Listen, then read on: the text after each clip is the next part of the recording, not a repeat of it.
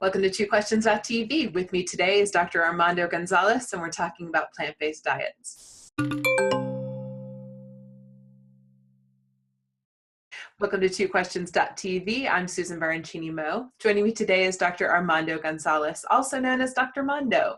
He received his doctorate of psychology in marriage and family therapy, and he currently practices as a licensed therapist, providing counseling and coaching. When he's not practicing, Dr. Mondo is also a popular speaker invited to present on his research. Dr. Mondo, welcome to the show.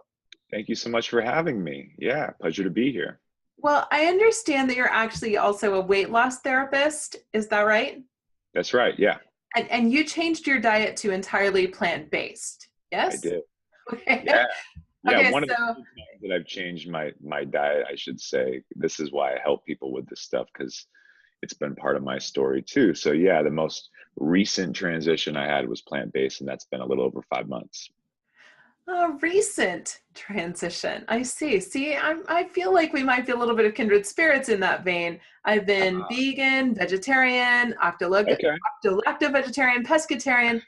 Then I married a Uruguayan, and you can't be married to a Uruguayan and stay vegetarian in any way.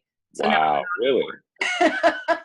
So now what are you mostly? You're mostly like a mixture? Or? Yeah, I'm an omnivore. I eat a lot of vegetables, but I eat pretty much everything now. Yeah. Yeah, that's cool. Now that I'm talking to you, though, who knows? It could change at any minute. So talk to me about being vegan and plant-based, because a lot of the people watching this show are executives, entrepreneurs, they're busy.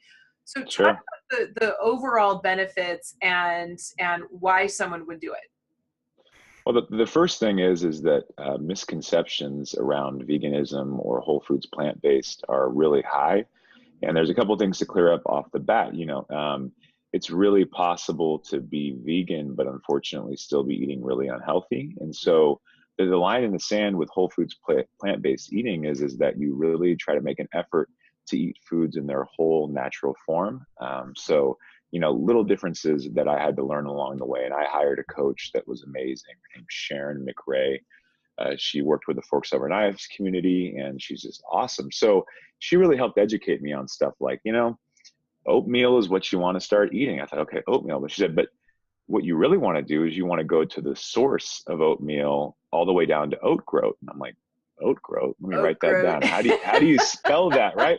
So it's this journey of really getting back to eating food in its most intact form. It's also a journey of not just cutting out meat and dairy, but it's also cutting out oil. And there's all this research on that. But here's the biggest misconception. You hear all of this and you go, forget that. That is not, the diet for me. That's not the way of eating for me. The misconception is that you think your entire world is shrinking. What I have found is my entire world has exploded. It's busting at the seams, and I'm actually no longer busting at the seams in terms of my waistline. So there's lots of different paradoxes, misconceptions that I never would have believed by finding this way of eating. So at first, the natural reaction is, my gosh, my world is being limited. Okay, great. I have more energy. I'm losing weight. I have the vegan glow that people talk about, right? But like, my world's shrinking. I can't eat meat. Like, I was a paleo eater before this. You talk about trying different stuff. So my world was shrinking. I was panicked, freaked out, right? But what ends up happening is you really start to find that not only are you feeling great, and that's enough to keep you going in the first couple of weeks, but on top of that, what you find, there's tons of foods out there that I would never touch. I mean, I eat Ethiopian now, Susan, 2 times or 3 times a week. There's a local Ethiopian place. Yummy. Oh, that's it's amazing. Good. It's amazing. I eat lentils and veggies, and I eat without any restrictions. I don't have to worry about counting calories or counting macronutrients like protein or carbohydrates or sugar. The macro. It's like that stuff was driving me crazy. You don't even realize how liberating it is to not have to count stuff anymore. Yeah. I just eat when I'm hungry and I stop when I'm full. I get to be in tune with my body. If I wake up in the morning and I'm really hungry, then I eat. If I am not, I don't. And that's really what's been life changing. So there's been weight loss, which people keep asking, how much weight have you lost since September? Because that's when I started. Okay. And so it's been a little over 5 months. I can't tell you because I broke up with the scale years ago. I don't believe in it personally. I think it leads me personally to this gamifying of things where it's like, the reason I want to be healthy, I've found in my research and in my work with people, the reason we want to be healthy is not to just see some number on a scale. It's the meaning we attach to that number. Mm-hmm. And so for me, it's, I want to have more energy for my kids. I want to be better in terms of my integrity for helping people and be able to have them look at me and say, wow, you really embody and live it. I want to have more capacity and bandwidth to help people and do the various things that I do. And so those are the things I wanted to measure. So how much weight did I lose? I went from a double X size shirt to a large size shirt. I went from size 38 size pants to yesterday I had to buy 32 size pants. And mind you, I'm hardly working out that much, right? And I'm still, I still have my strength and stuff. So anyway, as you can tell, I'm a little evangelical for it, only because that's me. Like if I believe in something, Yeah. I'm really all about helping people and encouraging them. And so since I've gone in this way, I've found the increased energy, all that stuff. But what I've also found is that there's a lot of people that once they try it, if they can just get past the first 14 days, they start to feel amazing. And then they start to realize, wow, there's all this food I've never tried and it's amazing. And it's enough to kind of keep you going. And it's not like it used to be. I was a vegetarian in high school, and that was back when you basically, like, if you wanted any, you could eat the whole foods, right? The whole natural foods have always been there. That's not new. Always. But Yeah, back yeah. in the day, if you had that little craving for a burger, you had to eat one of those horrible bean sprout burgers. And who knows if that was even good for you, right? Because it's like we look at the Yeah. ingredient list and there's like 32 things we can't pronounce, right? I Yeah. So know. we're in a different day and age. Yeah. There's an app called Happy Cow. It's awesome because it I'm going to write reviews. that down. Yeah, Happy Cow. Download it.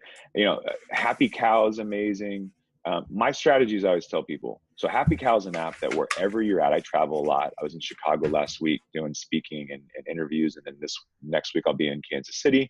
Yeah. One of the fun things I get to do is I'm still a foodie. So rather than Yelping my food, I just go on Happy Cow and I go, you have a little filter for vegan options or vegetarian options, or just, so you get to see what is in that area. And then other vegans are reviewing and telling you, yeah, this place is good. This place isn't so good. Here's your menu options.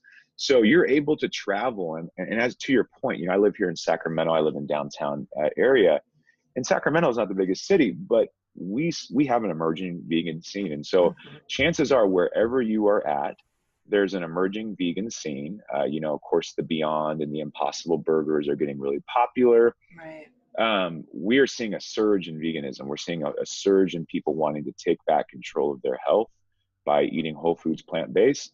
And the industry has no choice but to correct in that way if they want to keep making money. So yeah, it's so much easier than it used to be to find options. And the other thing too that I'll throw in is just go on Instagram and just type in the hashtag, plant-based whole foods. There are so many amazing bloggers that give away free recipes every single day. I'm writing that down too. And these recipes are unbelievable. I see those big Buddha bowls with like tons of just amazing stuff. They weigh like 5 pounds. So the volume of food is amazing. The food tastes great. So there's, different ways, different strategies. And we have, with technology, the ability to get plugged into community that not only provides recipes, but provides support. And so, yeah, we're in a completely different time. I feel for you. I'm a foodie. There's no way I could have done Boca burgers and all that stuff, 10 years. There's no way I would have survived. So yes, we are in an emerging time for this. It was rough back then, I'm telling you. I believe there's no way I could do it. There's no way. Gosh. No way. I tried it 25 years ago. I tried it 10, 15 years ago. I'm willing to give it a go now. I can do that. All right. So is this something that people should just do? Or is it something they could sort of try and experiment with? Like, there's that meatless Monday thing. They could maybe try that and then gradually increase if they like it, maybe. Yeah, I don't think there's a one-size-fits-all approach. Some people are going to tell you different stuff. Michał Cerynski, he does a documentary called Food Choices. He's doing a new documentary called The Yo-Yo Effect that comes out this spring. That was where I was in Chicago to do the interview for. And I love what Michał says is that he says, one of the issues that vegans have, or whole foods plant-based eaters have, is that they're constantly dogmatic, preaching this, full on, you got to go full in. And there's environmental and there's animal rights stuff that totally, look, that stuff matters. Yeah. However, he said, we're going to change this environment because right now we're seeing so many carbon emissions and so much damage to the earth from having our need for meat and dairy, essentially. We're going to find, though, so much more impact if we preach reductionism as opposed to veganism. And so with that said, to your point, where do we start? We start where we're ready to start. And my personal approach is this. If you are thinking of doing this, and you can go to my website, drmondo.org, and I have free blog articles where I give you recipe vaults. My whole thing is this. The first 30 days, you need to get out of the 30 days and go, holy crap, I feel better. I'm losing weight. And I loved what I ate every step of the way. Like, I want you to say once a day, this is whole foods plant-based. Like, that's amazing. Because if you approach it that way, and that may mean that you're eating soy riso, and that may mean that you're eating out at restaurants and trying, Beyond Burgers. But I want you to not feel like you're in this prison, right? Because if you feel that for 30 days, chances are it's going to happen. You're invested. And then some people come back and they go, I feel great, but you're losing more weight than me. So what do I do to up my weight loss? And I go, simple. You eat more beans and greens. You eat more. Yeah. And then now you've already gotten over that initial hump and you're like, oh, easy. I feel great when I eat lentils. I'll eat more. I feel great when I eat kale. I'll eat more. So let it evolve and take it at a pace. And if your pace starts with a meatless Monday, that's awesome. If it starts with one meal a day, and that's what you want to focus on, make breakfast whole foods plant-based for 5 days a week, start doing it that way. There's plenty of different ways to roll into it. Well, I did have oatmeal for this morning, but I did not have oat groat. So that's I have to graduate, I guess. It's like brown rice. Do you own an Instant Pot? Who doesn't? You are more vegan at heart than you even know. Like, that's level 1 veganism is like, you have to have an Instant Pot. Level 2 is you have to have an air fryer. Have you heard about these? Oh my God, I knew you were going to say that. I can't believe you just said that. That was exactly what I was sitting here thinking. I was like, but Dr. Mondo, the air fryer. Level 2. Level 2. That's awesome. Level 2. Level 3 is going to an animal sanctuary. I just did this past Friday. Have you been to an animal sanctuary yet? I'm level 2. You're level 2. You might want to stay there. Don't want to go see that's a different between that and watching the documentary Earthlings by Joaquin Phoenix, that's like level 3. You might want to stay at level 2. Just stay with your Instant Pot and air fryer. There's great recipes out there. And the air fryer, I don't know if you got one yet, but that's like changed my life. It changed my life. Yes, I got it for my husband actually for Christmas because he loves eating fried food. And I was like, well, what if you tried this? And he got excited.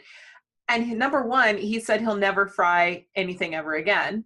And number 2, I use it every day, literally every day. And I just throw tons of vegetables, man. I just throw them all in there. It's fantastic. Yeah, why not? Vegetables. And, that's the thing, like avoiding oil. There's a whole different diatribe to that. But, if you can reduce oil, like number 1, forget, how much calories do you reduce simply by taking out oil or using less? And so the air fryer allows you to maximize that.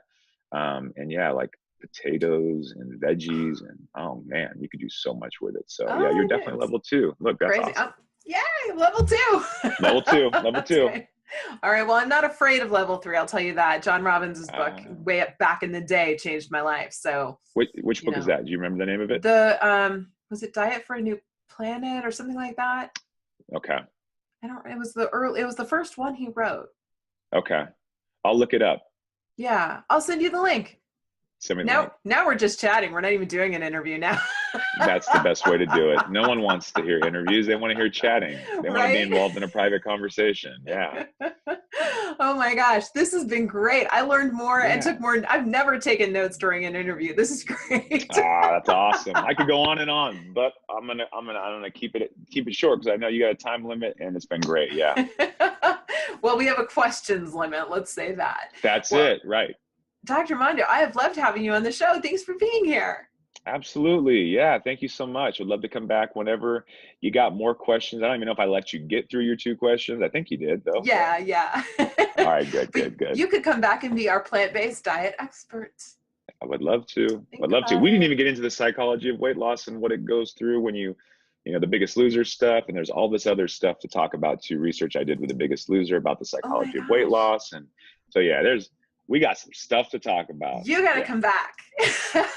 We'll do it. We'll definitely All do it. right. All right, viewers, Okay. be on the lookout for that. But down below in the show notes for today, and podcast listeners in your show notes for today, we'll have links so that you can find Dr. Mondo and learn a lot more about the plant-based whole foods diet.